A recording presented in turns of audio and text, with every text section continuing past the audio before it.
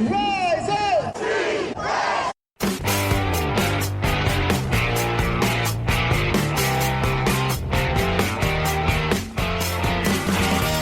This is the Rise Up See Red podcast, all about the Arizona Cardinals and the NFL, featuring insider and outsider perspectives. Enjoy the best hour of Cardinals talk on the web. Now here are your hosts, Jess Root and Seth Cox.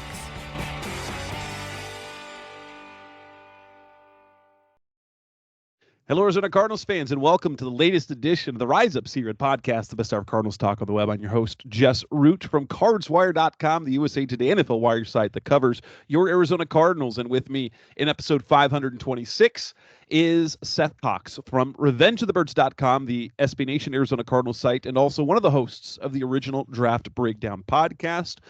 In this second show of the week, Seth, we haven't, since we last recorded, the Cardinals have done nothing. Nothing's happened except they released safety Quantrez Knight.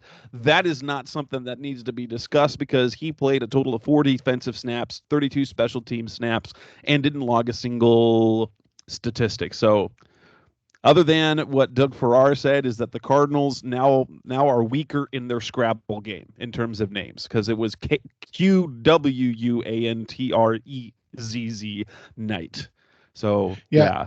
And the thing is with him, and like at this time of year, and obviously like nothing happens, so that's always good. But like, it's always one of those things where you sit back and you're like, oh crap, there's like something coming on top of that, like an arrest or something, like just this time of year where these knuckleheads can be knuckleheads at times. I mean, God, can you imagine having to write about the Detroit Lions right now? Like, just stuff happens. Or the Los Angeles Dodgers if we did baseball. Right, exactly. Yeah, where you're like, oh no, the guy that we just signed to $500 billion has a gambling that's issue. Oh my gosh, it sounds so crazy. And so his interpreter stole $4.5 million to cover gambling debts, and it definitely wasn't Ohtani. Yeah, gambling. Placing those bets. Yeah, it definitely wasn't Ohtani. It definitely wasn't the biggest star in Major League Baseball. Right. In the world. I was going to say not just Major League Baseball, right? Like the world. So, yeah, it's like, I honestly, I can't. I mean, it doesn't seem to matter. I don't have any real opinion on that other than how is baseball going to make this work? Because right. Like, we go back to conspiracy theories, if you go back to the 90s, and there was the conspiracy belief that hiatus that Michael Jordan took after the first three-peat was a quiet suspension for gambling. I mean, there's other stuff going on, but there's been more than one person to suggest that was the case, that he went away for a couple of years because, hey, he needed to take care of that. That's not what we're talking about this show today, because Jonathan Gannon and Monti Ossenfort did address the media on Wednesday. Their first comments to the public, to reporters here locally, since the start of the new year. And as we know, there isn't a whole lot to be said, but we want to talk a little bit about that and then delve into a more league-wide thing, as the NFL's annual league meeting is being held next week. And this is where, aside from rumors and discussions and deals get made, there are changes to rules and bylaws and things that could happen. We're going to kind of run through those in the second part of the show, since we are not only Cardinals but general NFL coverage, especially this time of year. We want to make sure that we're giving you guys regular content, as we've tried to change the format to multiple shows per week. So it's not just Cardinals, it's not just NFC West, but things that might affect the Cardinals. So for you, if you could kind of go through Ossenfort and Gannon's press conference, what was kind of your biggest takeaway, like the thing that stood out to you the most? Generally speaking, they don't give us a whole lot, and I kind of wish they did give us more, because come on, throw us a bone, give us speculation that we can run with. Yeah, I think a lot of it is just that they do a whole lot of, they say a whole lot about nothing, right? Like they just don't don't necessarily say very much as they're going through their press conferences, and it's one of those situations that you look at and you're just like, like how do you deal with that? And it's not a bad thing. I mean, there's nothing wrong with it, but it's just one of those situations where, you know, they like to have conversations, and in the end they just don't really say much in those conversations. So And we're going to be available for reporters, but we will not tell right. them much of anything. And I guess the one that got the biggest national coverage, you'll see it on NFL.com, you'll see it on all kind of the media outlets, is when Ossenfort, when Monti was asked if he was open for business, he said put a bright neon sign that says open, that they are most certainly open for business for the draft. That he's not against any sort of trade or being proposed trade. That doesn't mean like I mean that honestly, I do not think that there is a general manager that isn't open for business technically and that wouldn't take phone calls. Of course they're going to take phone calls. That's his job. But we saw the wheeling and dealing that he did last year. And so while things they look perfectly set up for them to grab that big time receiver in Marvin Harrison Jr. He's not going to shut down the possibility of trading it or any other pick. And I think that was the soundbite, but it makes absolute sense. Yeah, definitely. And it's one of those situations that you look at and, this, they are going to do what's best for the team. And that's kind of where they're at in this situation. And for them, it really boils down to, okay, how do you dictate what is best for the franchise moving forward? And I think everybody has their opinion, right? Like that's the beautiful thing about all of this, is that there's necessarily not a right or wrong answer, but there is everybody's opinion on the subject. And we've seen what some people think, and we've heard what other people think. And for Monti, it's about finding out like what is the best path forward for them.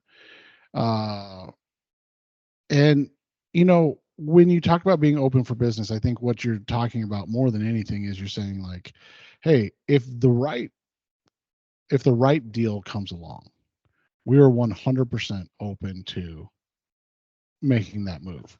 But it has to be, and this sounds weird when you say it, but if you really dive in, it makes sense. It has to be the most beneficial to the Arizona Cardinals. Oh, right. If you're giving up the opportunity to draft, generational type prospects, what people are saying about guys like Marvin Harrison, Malik Neighbors, and Rome Odunze, because everybody's response is, well, just trade back up for one. But you got to have somebody to trade with.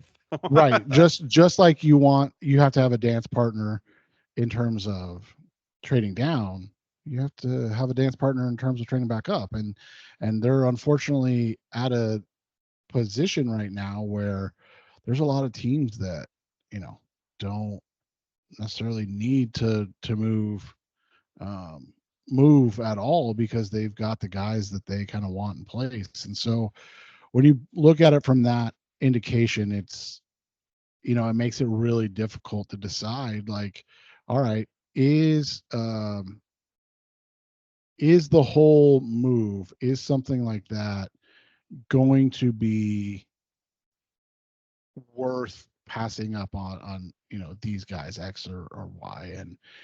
And that's what the question becomes. And then the next question is, if you go down, let's say, we've talked a lot about the Vikings, right?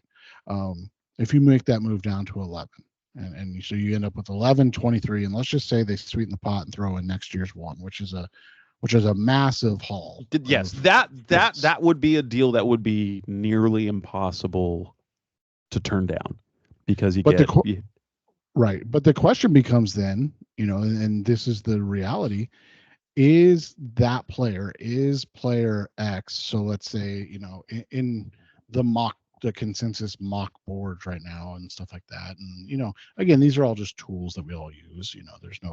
We have no idea how accurate, but the players in that region, right? Number 9, Brock Bowers. Number 11, Terrion Arnold. Number 12, Quinion Mitchell. Number 13, Jared Verse. Like, if one of those guys is available, are they of the caliber of player, or are you giving up an A player to get a B or B plus player because you're looking at quantity over quality in this instance? So it's just, these are all just decisions that I it's a lot easier to do it from this angle when you're like, oh yeah, just do that, and then it doesn't work out, and you're like, didn't work out. What are you gonna do? Here's a scenario. So if it were 11-23 and next year's first for number 4, okay, cool, and then they go and say, McCarthy's the guy that obviously that the Vikings want, and if the Giants, they're like, well, dang, we wanted McCarthy. Say they're able to trade 11 and 27, right, up to number 6, and they get Malik Neighbors. In that scenario, you basically swapped. Instead of getting Harrison, you get Neighbors plus next year's first, and you moved up 4 spots in the first round. That's a win, but. Right. And that's the only, that in this scenario, you're like, okay, that's perfect. You can't guarantee that happens. Well, you can't just guarantee that happens. And while all of us are extremely happy with Paris Johnson, we're excited about, his future and potential and things of that nature. When you look at it, the fact that it worked out, but it didn't work out right with the Texans. The thought was you were going to have 2 picks in the pseudo lottery, right? Like, using an NBA reference, like you're going to have 2 non playoff team picks to utilize, and instead now you're picking at the end of round 1, and you passed on. And you passed on the great young pass rusher in Will Anderson. Right. Granted, Paris Johnson is the guy Kyler wanted. Everyone in the building gushes about not only his technique, his talent, his ability to move, but also the way he approaches the game, which, barring injury, it suggests that Paris Johnson Jr. is going to be a great lineman. Just like the way his teammates talk about him, DJ talked about him, Will Hernandez talked about him. They see a high-end future about Johnson in the future and moving forward. And that's what you need. I mean, let's be honest, they have to get that, because if he ends up just being and this is no disrespect to DJ Humphries at all, but if he ends up being at DJ Humphries level, like, borderline Pro Bowl or makes one here or there, and they passed on a guy that, ends up being an all pro, and because then 27 becomes that much more important, right? Because then 27 has to be a home run pick, right? And so that's what you're, again, and it's kind of what we ended last show with. Like, it's like the bites of the apple are awesome, but at some point too, they got to be good apples. right. You're just chewing on a core, and you're like, this used to be a great apple, but now I got nothing left. So that's the thing. I mean, I don't envy a GM, and that's at the end of the day, guys like John Lynch get super lucky too, right? I mean, yes. Think about John Brock Purdy. Come on, right? Come on. They John traded Lynch's 3 first-round picks to get Trey Lance. That didn't work. That should have gotten. That's the type of thing that gets GMs fired. No, they picked Brock Purdy. Right. No one thought Brock Purdy was going to be that. No, not at all. And so it just ends up being those things where it's like, oh, this guy's a genius, and it's like, I mean, think about 2 of his top draft picks, like the years as he's been the guy, right? And you look at it, and and you look at he drafted, and I want to double check to make sure I'm correct, but I'm pretty sure he drafted Solomon Thomas as well, right? Like I think so. and so you look at it and you're like, this is a guy who whiffed on Oh two yeah, top yeah. Solomon Thomas was the guy that was. picks. Yeah, yeah. The Solomon Thomas, and then on top of that, you could say Javon Kinlaw also, who basically they replaced DeForest Buckner with Javon Kinlaw and got one healthy season of not even average production. Well, and think about this craziness, dude. His first draft was Solomon Thomas, Reuben Foster, Akilo Witherspoon, who's been fine, CJ Beathard, and Joe Williams. Like those were his first 5 picks. Now, granted, they did get a haul of picks for the trade down when the Bears traded up to get Trubisky, but then they didn't do much with those afterwards. Right, but you think about that. Who did they get in the 5th round? George Kittle. Like, it's just sometimes, and I get that's scouting and blah blah blah, but it's like, dude, how lucky are you that you got George Kittle, that you got Fred Warner, right? You got Fred Warner the year after you drafted Reuben Foster, and he ends up being the best, linebacker in the NFL. You were able to pick up Dre Greenlaw in the 5th round. You were able to pick up a guy, that, like we said, like Brock Purdy the year after you whiffed on Trey Lance. Like, those are just lucky situations, and sometimes it is just the old saying, it's better to be lucky than good. Well, and at the same time, that while it is lucky, that is good work by their scouts, because look at what the Cardinals have gotten from their day 3 picks over the last decade. But to be fair, you never expect to get, no, but like you're getting like even the ones that some of them become stars, but like the Cardinals barely get players that contribute past a season, right? Right. No, and that's the thing. So that's what you just have to, I mean, and maybe that's what it is, right? You're like, hey, just get more picks and you throw more crap at the wall, and you just hope that every once in a while you get a Fred Warner and a Dre Green, like think about those drafts we're talking about for the 49ers and where they're at, right? Their drafts were George Kittle, basically their drafts were George Kittle, Fred Warner, Nick Bosa, Nick Bosa, Deebo Samuel, and Dre Greenlaw.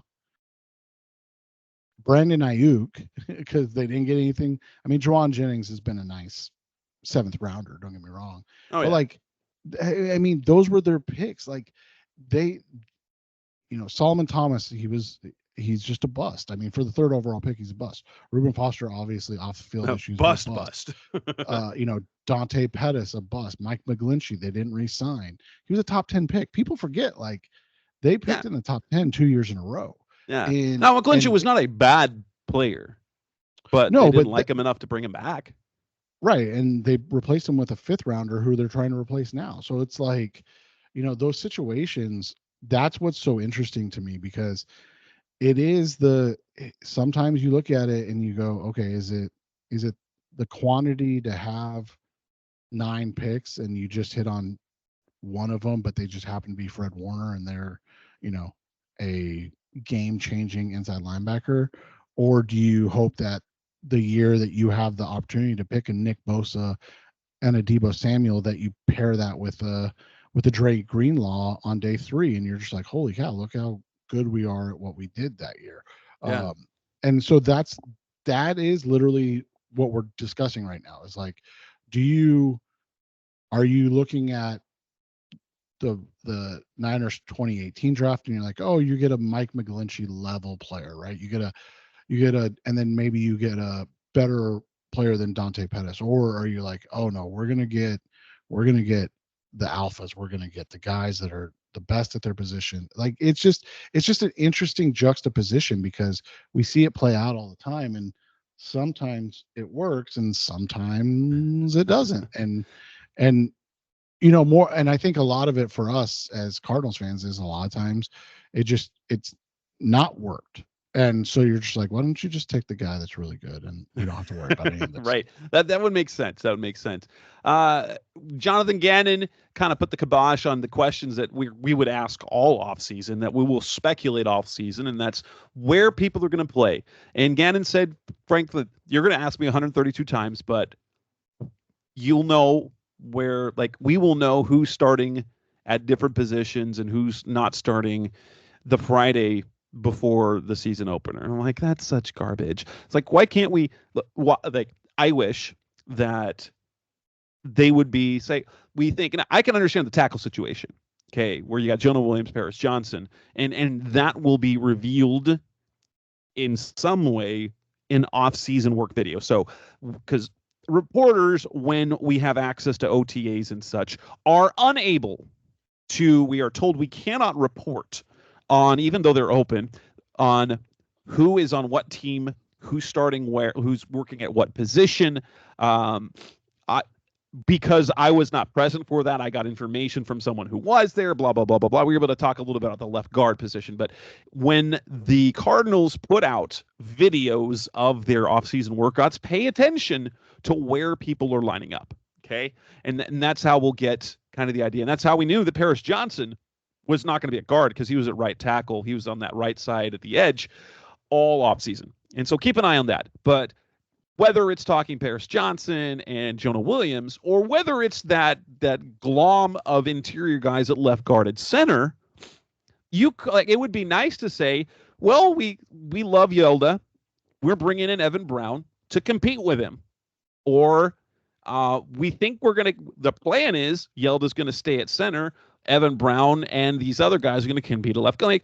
And then you're not committing to anything, but at your least you're getting a little bit of insight. But he's saying, no, you'll know who's starting. It seems like other than there's basically like 2 players, 3 players, 4 players, like on the roster where you're like, these are our starters. Kyler starting, James Conner, Kaiser White, Budda Baker.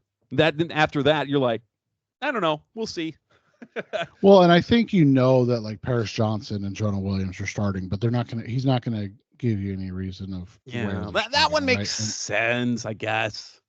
But why? But yeah, I don't know. But yeah, like you're saying, it's getting to the point where it's like you don't need to know who the starter is, and you're like, I know I don't need to know, but I want to know. Like, so just tell me. Like, it's not that big of a deal. It's not. It could be like, what are you thinking? Or like, especially when you add a new player, things obviously could change.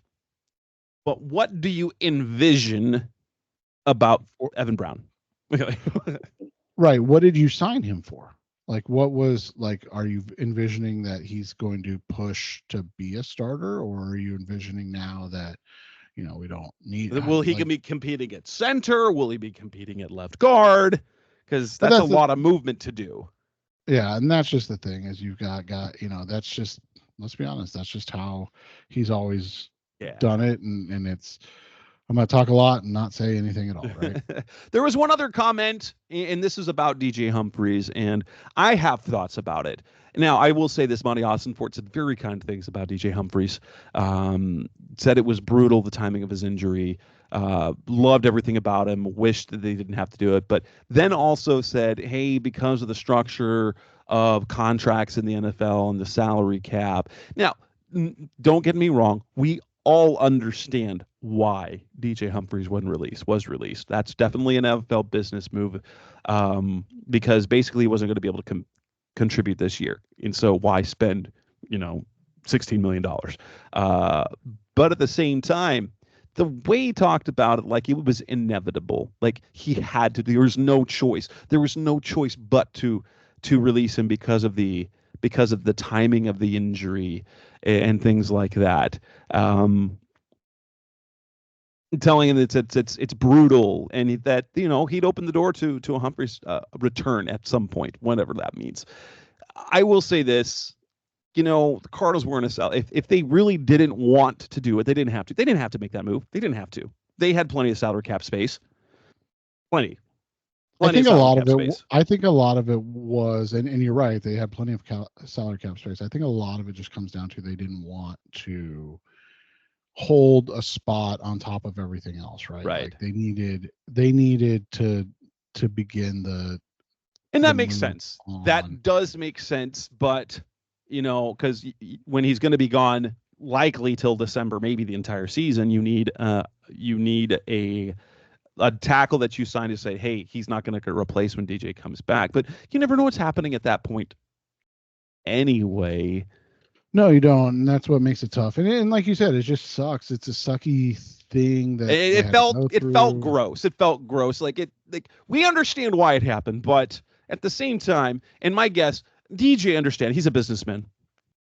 I bet he's not happy about it. I bet while he understands it, he will.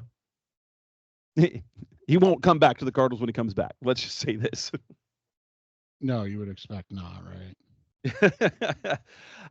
Anything else of note? Anything else that they kind of talked about was, there was lots of stuff. They talk about durability. They talked about the, Desmond Ridder. Of course, they said he's going to compete with Clayton Tune. Yeah, we know he's going to compete with Clayton Tune for the backup spot. That doesn't mean we're going to, looking at it, Ridder should beat out Tune. Should. But whatever. I think that pretty much covers that. So coming up next on the Rise of Secret podcast, Mr. Cardinals Talk on the web. Let's look at a couple of things as we now delve more into what the league is coming up with, what proposals there are. We'll delve into a couple of those coming next on Rise of Secret. We're back on the Rise of Secret podcast, Best of Cardinals Talk on the web. There are 2 to 3 league proposals and a whole bunch of things that NFL teams have proposed. And I think the 2 that have come right now, and I know that the one news, it wasn't something that was a proposal, but the tush push play will live on in 2024. They decided not to ban it, which makes sense because there's literally only one team that was actually good at it and dominant. That was the Eagles, and we'll see if that's even the case in 2024 because Jason Kelce retired. Right. I was going to say Kelsey's retired, so who even knows now? So, yeah, I mean, it just makes all of it interesting because you've got a situation where other teams tried it. You saw players get injured. And so, is it something that's viable for the future, or is this just a fad like everything else? I mean, it's kind of the perfect storm, right? You had a undersized, incredibly athletic center. You have the strongest quarterback in the history of mankind. It was kind of just the perfect storm for this all to work out. And other teams try it, and it's not nearly as successful. But the two things that are being up are for discussion. One is trying to get rid of the hip drop, the swivel hip drop tackle, which is an interesting thing, and with understandably so, because it ends up trapping players' feet and legs underneath them as they get pulled down. But the NFLPA, all about player safety, but the NFLPA came out, the Players Association came out, and they collectively and they said, hey, while we want football to be safer, we want to limit injuries if we can. We oppose this proposal because of the fact that it is going to confuse players, coaches. It's going to be incredibly hard for officials to officiate, and it'll confuse fans. And to then add another layer to make defense that much more difficult on a judgment call on the type of tackle that there is, I lean on the side of the players in this sense.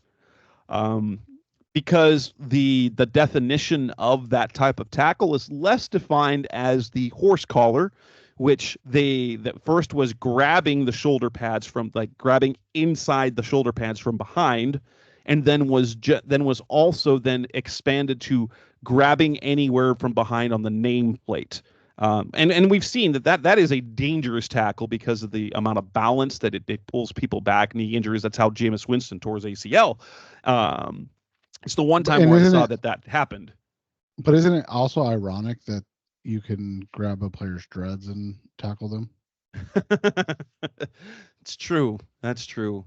But yeah, oh my gosh, remember Andre Ellington when he had his dread pulled by one of those Panthers linebackers. Oh, yeah, and it was my gosh.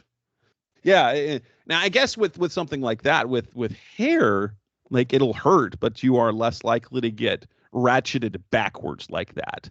And that I get what the league is trying to do, and there's been commentary on TV. I know league officials that we got to get those tackles out of the league, and perhaps that is the thing. But there's also got to be a way to define that better or to teach it differently.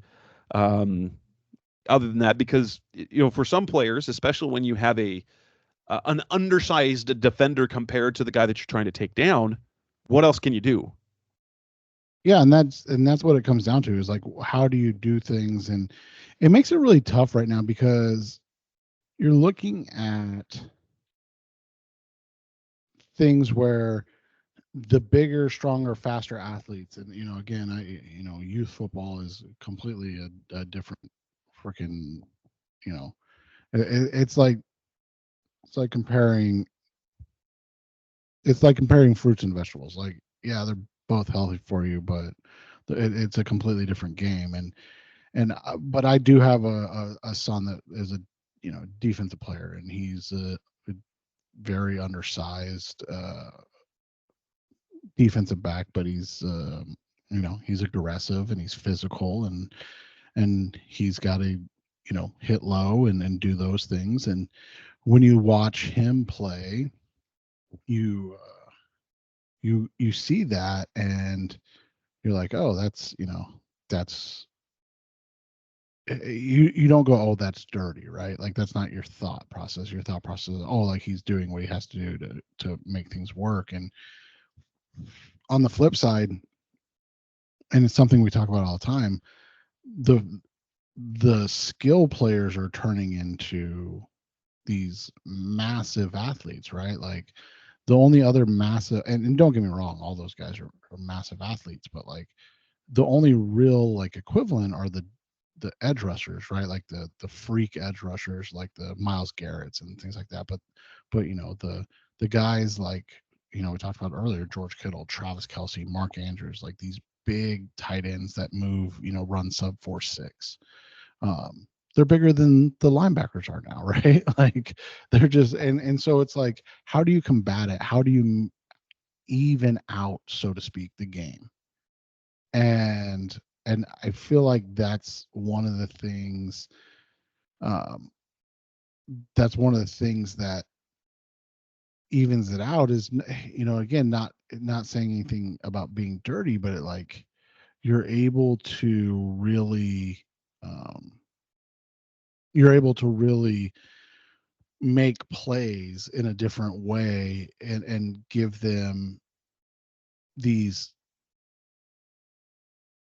shots. And so it's just, I don't know, it's so hard. And then the fact that the NFL has even said, oh, it's a judgment call, right? Like, yeah, let's give, and I'm not saying anything negative about the refs, but like, let's give the refs more to help. Right. Right. Like, It's so hard. And then, yeah, they're already having to officiate, certain, that seems like more that's hard. It's just hard. That's it for something that's not plainly obvious. The other league proposal I think is super intriguing, as we've seen over the last several years that kickoffs have become useless, right? Onside kicks, surprise onside kicks. There's no point to them because of there's no more running start. They're trying to take some of the high speed collisions out of special teams because, especially for kickoffs, it is where they have the highest incidence of concussions and head and neck injuries. And so they've been legislating things out of it, which has led to kickoffs being absolutely worthless. And the proposal that they have, I personally want to see this happen.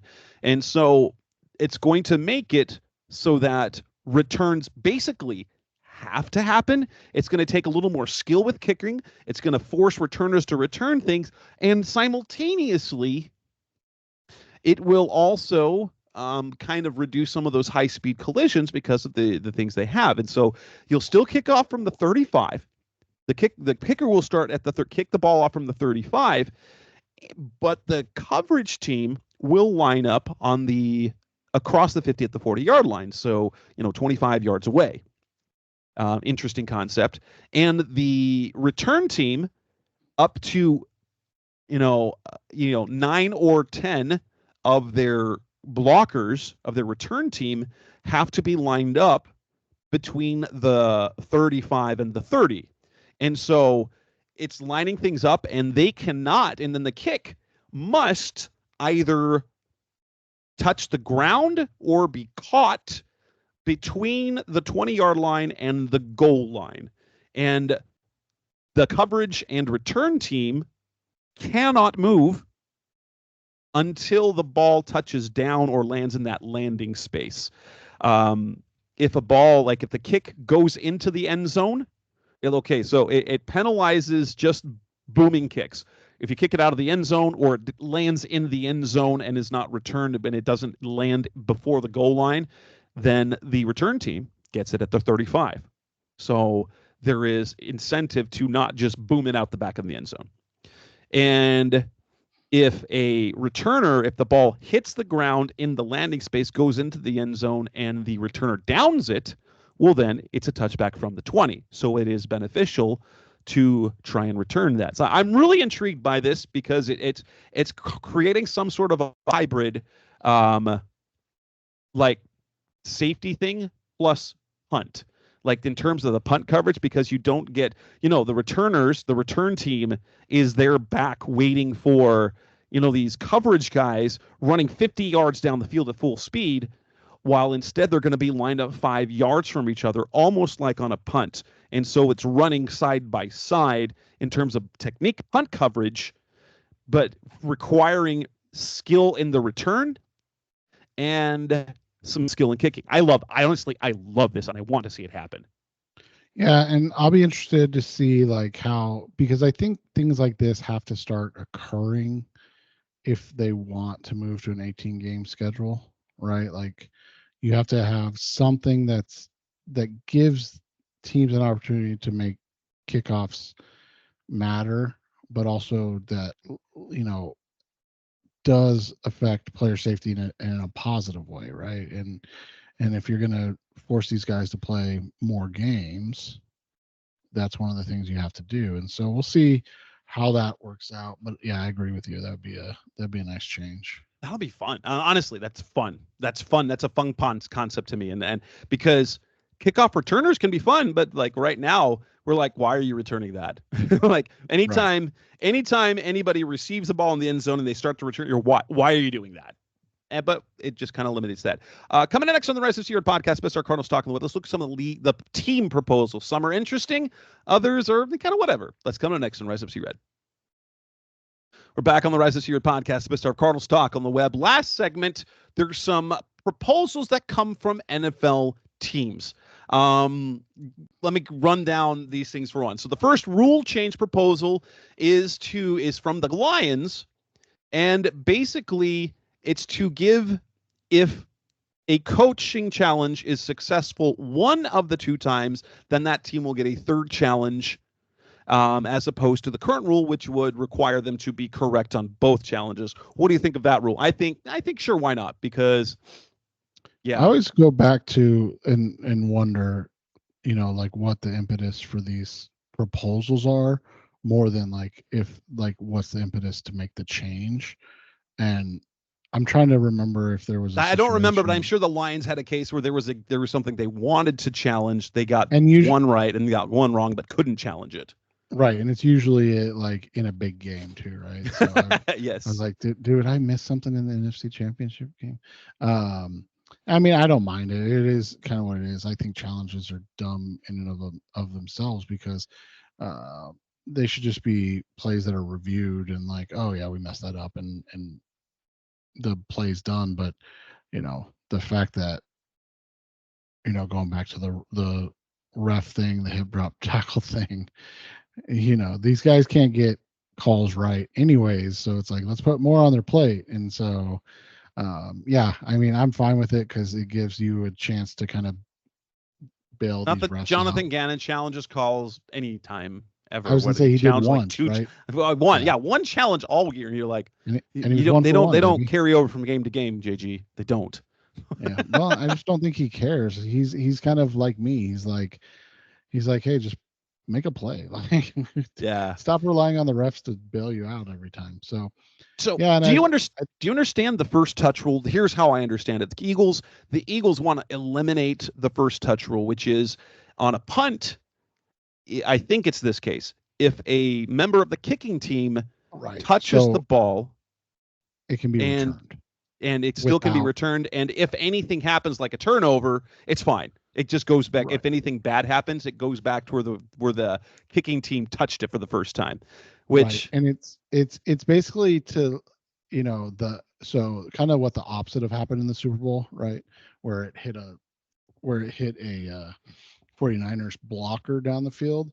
It's basically there because what it does is if it hits a punt gunner, let's say, a punting team, if it hits a punt gunner, what ends up happening is typically the ball flings one way or the other, right? Like it's not a very gentle play that happens, right?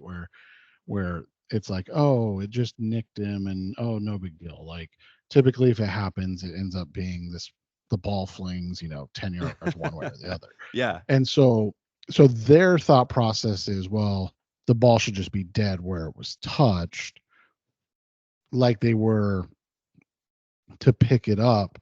But I think the silly thing about that is accidental touches like that shouldn't be rewarded to the punting team. Like they're basically like and it's such a rare occurrence. Yeah, I think what it is kind of because in a case like that, say the 49ers punt the ball, one of their guys, it hits them accidentally, and then the returner decides, and they can do it without risks. They pick up the ball and they do something, but then they fumble it and it's a turnover.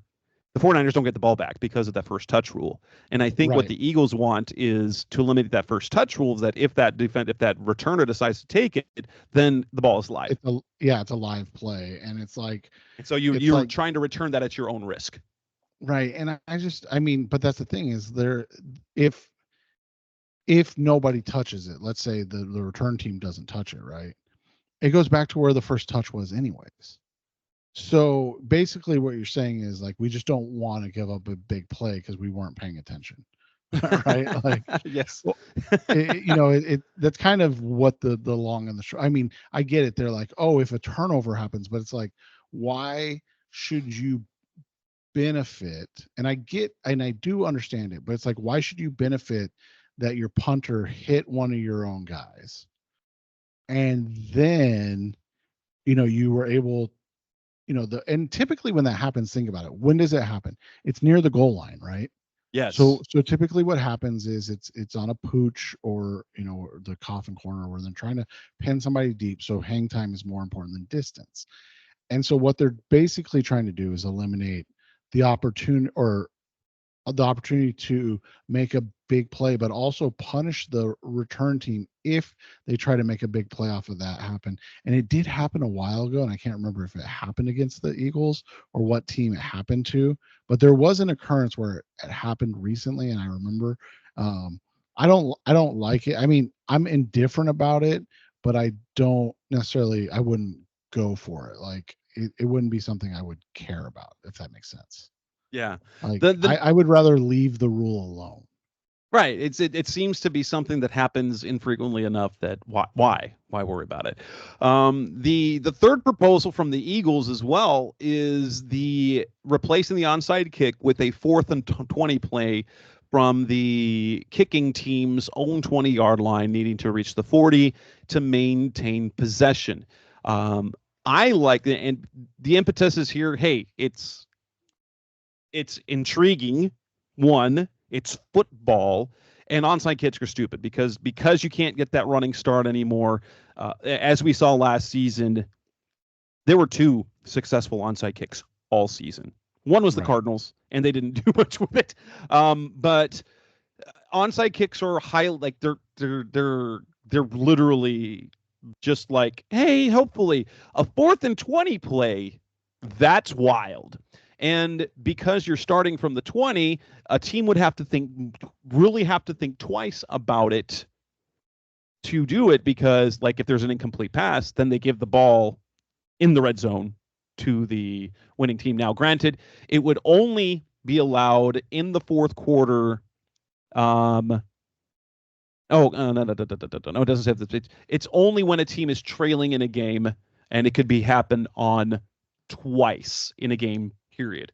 For that would be one I'd love to see, because that would be, imagine the Chiefs are coming. So this is like you're like a Kyler or a Mahomes or Lamar Jackson. Okay, you're trying to come back. You're down 2 touchdowns in the fourth quarter. You're like, okay, let's do this. A 4th and 20 play, and you get to the 40, and then you've got the ball again, and you just kind of that.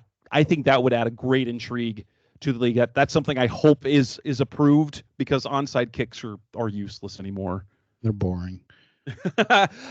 Penalty challenges. The Colts propose to make it so that coaches and replay officials can review penalties called. I get it, but because we saw this rule a few years ago with pass interference. One, officials won't overturn it. They won't overturn. They won't overturn penalties that their colleagues are right. They don't want to do that. And 2, the last thing we want to do is because those are gross. Right. That's gross. No, thank you. How about one of the bylaw changes? This is the laws. The Lions proposed this. Right now, NFL teams can designate up to 8 players to return from IR, PUP, and all this for the course of a season. The Lions are proposing that teams in the postseason have unlimited. So if they already used them up, that they can use more during the postseason. I think that's a reasonable thing for postseason teams, to allow teams to be designated for return. I think that's reasonable. Yeah, I agree. Oh,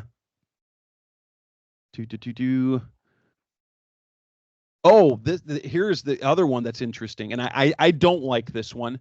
I'm sorry, the Lions didn't propose that one. The Lions did propose that. Okay, the Lions proposed this about IR rules, is that right now, a team, for a player to be eligible to return to use the designation, has to be on the 53-man roster first, and then can be placed on IR.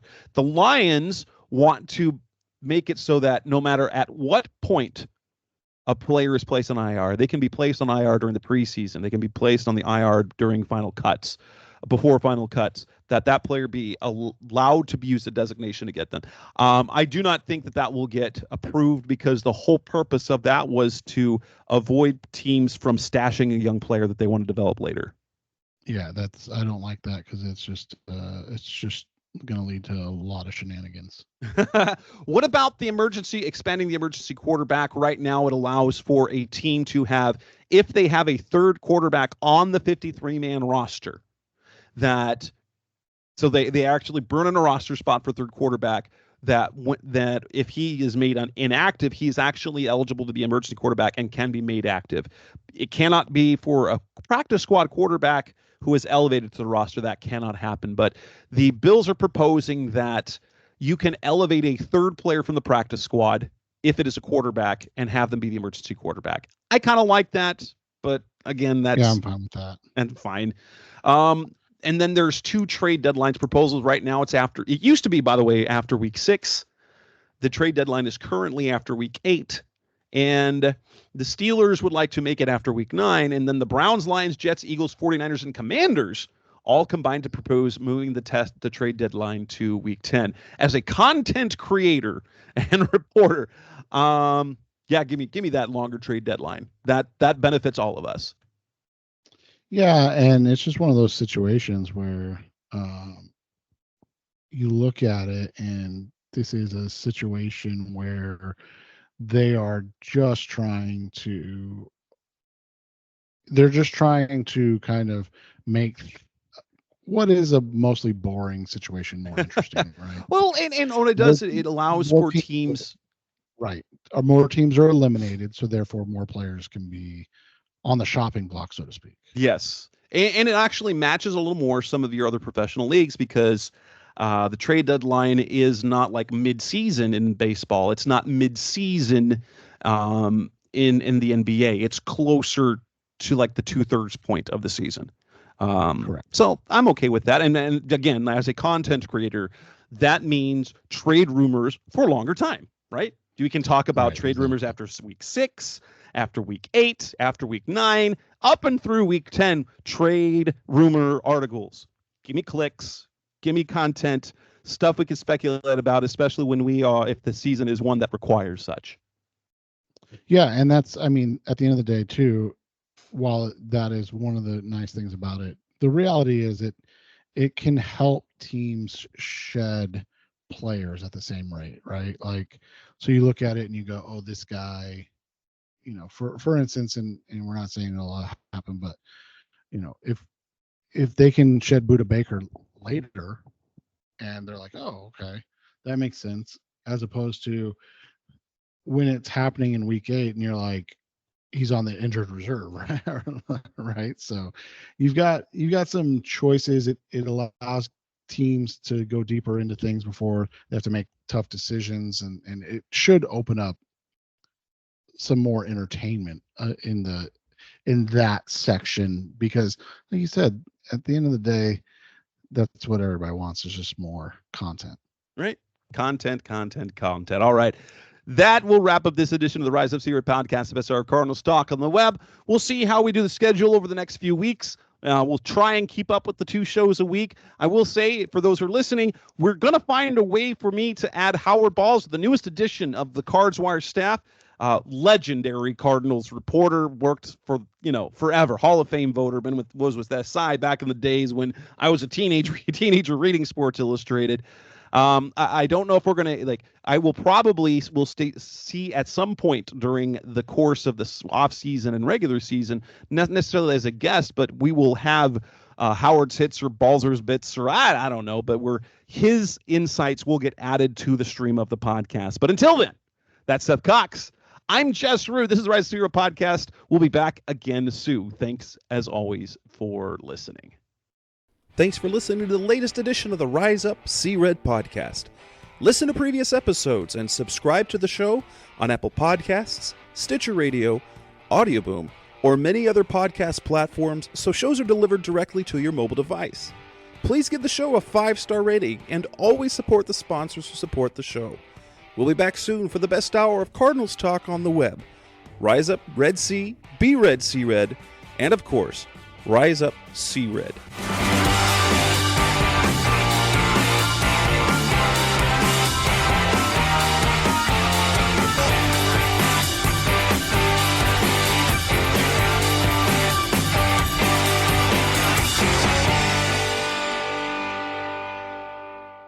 Roll!